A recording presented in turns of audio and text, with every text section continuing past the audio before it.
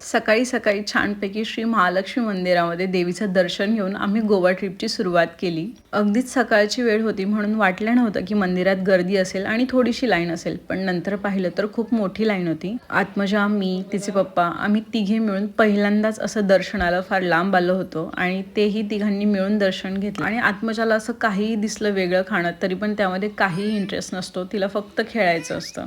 आप्पे पण छान होते टेस्टला. तुम्ही पण कधी आलात तर नक्की एकदा ट्राय करा. आता कोल्हापूरला आलोय म्हटल्यानंतर कोल्हापुरी चप्पल तर घेतलीच पाहिजे ना, म्हणून मग आत्मजाला अशी क्यूट अशी चप्पल घेतली आणि आत्मजाच्या पप्पांसाठी देखील घेतली. त्यानंतर आलो रंकाळ्यावरती. मी याआधी देखील महालक्ष्मीचं दर्शन घ्यायला आली आहे, पण रंकाळ्यावरती कधीच आले नव्हते. खूप छान वाटलं येऊन. छान छान फोटोज व्हिडिओज देखील क्लिक केले. तिथे आत्मजाचा अजून एक मामा आलेला भेटायला, त्याला देखील भेटलो. तर ट्रिपची सुरुवात सुंदर अशा सकाळने झाली. पुढचे व्लॉग्स देखील बघायला विसरू नका. तोपर्यंत टेक केअर, बाय. भेटूया नेक्स्ट मिनी व्लॉगमध्ये.